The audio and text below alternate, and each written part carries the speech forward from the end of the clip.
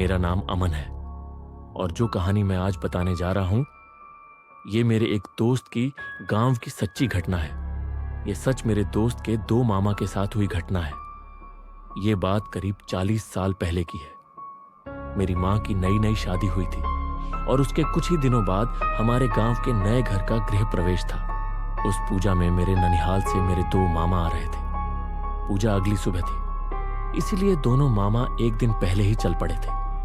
उस समय सफर के लिए ज्यादा सुविधा नहीं थी। लोग या तो बस से चलते थे या फिर साइकिल से, और जो थोड़े अमीर होते उनके पास बाइक होती। मेरे दोनों मामा एक ही साइकिल से आ रहे थे। बड़े मामा साइकिल चला रहे थे और छोटे मामा पीछे कैरियर पर बैठे थे। जब वो हमारे गांव की सीमा के अंदर पहुंचे तो उन्हें कुछ अटपटा सा महसूस हुआ। ठंड का मौसम था और गांव की सीमा के पास जंगल और खेतों के बीच से सड़क अंदर आती थी। कोहरा इतना था कि आगे की सड़क दिखाई ही नहीं दे रही थी। अचानक बड़े मामा को लगा कि साइकिल पर कुछ ज्यादा ही भार हो गया है, लेकिन कोहरे की वजह से उन्हें लगा शायद साइकिल ऊंचाई पर चढ़ रही है। वो पूरी ताकत लगाकर साइकिल चलाते रहे। इतनी ठंड में भी उनके शरीर से पसीना निकलने लगा। तभी पीछे कैरियर पर बैठे मेरे छोटे मामा जोर से बोले, भैया। और उसी पल वो जोर से थरथरा गए। साइकिल का बैलेंस बिगड़ा। बड़े मामा ने तुरंत साइकिल रोक दी। उन्होंने पूछा, क्या हुआ, क्या बात है? छोटे मामा डर से कांपते हुए बोले, भैया, अभी एक औरत तेजी से खेत में दौड़ रही थी। बड़े मामा बोले, तो क्या हुआ? कभी कोई दौड़ती हुई औरत नहीं देखी? गाय या बकरी पकड़ रही होगी। छोटे मामा और ज्यादा डर गए। गहरी और कांपती आवाज में बोले, भैया, वो। बड़े मामा थोड़े गुस्से में बोले, क्या वो? तभी छोटे मामा बोले, भैया, वो हवा में दौड़ रही थी। बड़े मामा ने मजाक समझते हुए कहा, चल उतर, मैं थक गया हूं। छोटे मामा साइकिल से उतर गए और बड़े मामा की कमीज को मुट्ठी में पकड़कर इधर उधर देखते हुए उनके पीछे छिपकर चलने लगे। बड़े मामा साइकिल को पैदल धकेलने लगे। कुछ दूर जाने के बाद उन्होंने कहा, छोटे, फिर साइकिल पर चढ़ गया क्या? छोटे मामा तुरंत बोले, भैया, मैं तो नीचे हूं, आपके पीछे चल रहा हूं। बड़े मामा पीछे मुड़े और घबराई आवाज में बोले, छोटे, जल्दी चल। साइकिल इतनी भारी हो चुकी जैसे कोई भारी आदमी उस पर बैठा हो। तभी उनके सामने से बिजली की रफ्तार से एक काली धुइयां जैसी परछाई जंगल के एक सिरे से दूसरे सिरे तक निकल गई। आगे बढ़ने पर एक औरत की सिसकियों की आवाज आई। दूर से नहीं, बल्कि ऐसे जैसे कोई उनकी साइकिल पर बैठी हो। सिसकियों के बीच हल्की आवाज आई, भैया, ओ भैया। आगे बढ़ते ही सिसकियों की आवाज और साफ होने लगी। अब वो आवाज दूर से नहीं आ रही थी, बल्कि ऐसा लग रहा था जैसे कोई सीधे उनकी साइकिल पर बैठा हुआ हो। सिसकियों के साथ साथ एक बहुत हल्की आवाज आई, भैया, भैया। बड़े मामा ने डरते हुए छोटे मामा की ओर देखा। छोटे मामा इशारे में बोले, मैं नहीं हूं। बड़े मामा को समझते देर नहीं लगी कि ये आवाज किसी और की है। अब बड़े मामा डर के मारे रो रहे थे, लेकिन छोटे भाई के सामने जता नहीं पा रहे थे। छोटे मामा की हालत और भी खराब होने लगी, क्योंकि उन्हें किसी सड़े हुए जानवर जैसी बदबू आने लगी थी। औरत की सिसकियां अब भी जारी थी। तभी अचानक उसने अपनी सिसकियां रोक दी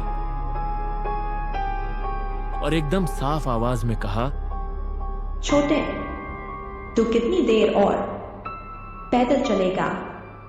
आ, मैं तुझे गोद में बिठा लेती हूं। मैं तुम्हारी बहन ही हूं।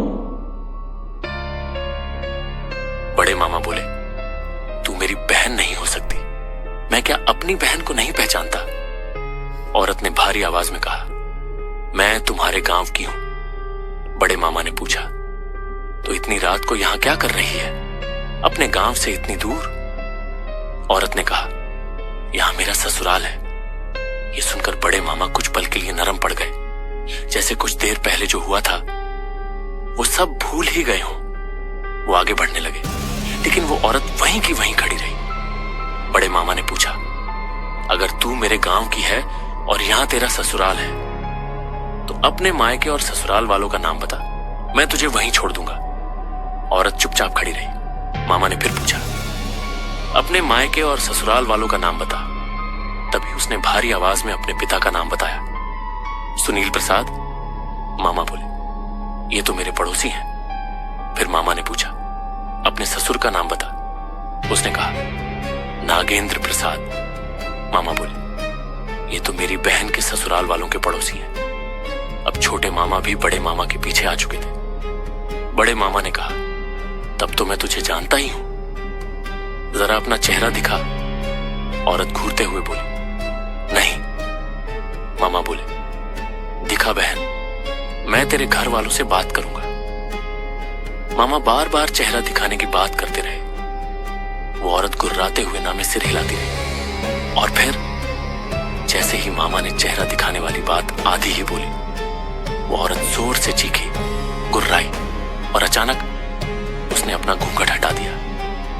बड़े मामा ने बताया, उसका चेहरा इतना डरावना था कि एक आंख पूरी फटी हुई थी और उससे खून निकल रहा था। दूसरी आंख बाहर लटक रही थी। उसके होंठ नहीं थे, मसूड़े खुले हुए थे।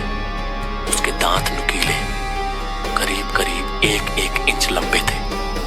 उसके मुंह से चिपचिपा सा लार जैसा पदार्थ उसकी ठुड्डी पर टपक रहा था। उसके गाल पर मांस ही नहीं था। उसका चेहरा देखते ही बड़े मामा के दिल में तेज दर्द उठा।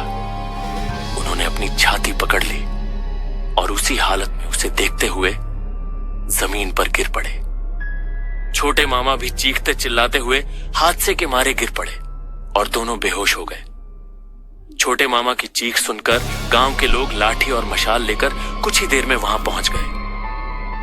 उन्होंने दोनों को बेहोशी की हालत में उठाया और गांव ले आए। अगली सुबह जब उनकी आंख खुली तो गांव के लोग उनके चारों तरफ घेरा बनाकर खड़े थे। एक बुजुर्ग उनके बिस्तर पर बैठे थे। सबसे पहले उन्हीं ने पूछा, क्या हुआ था? तुम दोनों वहां बेहोश क्यों पड़े थे? बड़े मामा ने एक एक बात याद करके उन्हें बताई। बुजुर्ग कुछ देर चुप रहे, फिर गहरी सांस लेकर बोले, हाँ, वो ललिता थी, लेकिन अब वो चुड़ैल है।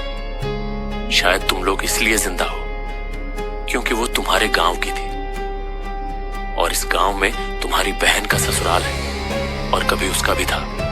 नहीं तो वो अब तक न जाने कितनों की जान ले चुकी है। बुजुर्ग ने बताया, करीब 25 साल पहले ललिता को उसके ससुराल वालों ने रास्ते के जंगल में जिंदा जला दिया था, दहेज की लालच में। उसके कुछ दिनों बाद यह सब शुरू हुआ और उसका पहला शिकार उसका अपना पति था। तो दोस्तों, कैसी लगी हमारी ये सच्ची डरावनी कहानी? दोस्तों, हम किसी की भावनाओं का मजाक नहीं बनाना चाहते, इसीलिए ना हमने गांव का नाम लिया है और ना ही किसी व्यक्ति का। ये बिहार की सच्ची घटना है। उम्मीद है आप सभी को मेरी ये कहानी पसंद आई होगी। दोस्तों, ऐसी ही रियल डरावनी कहानियां सुनने के लिए हॉरर फाइल्स हिंदी चैनल को सब्सक्राइब करें।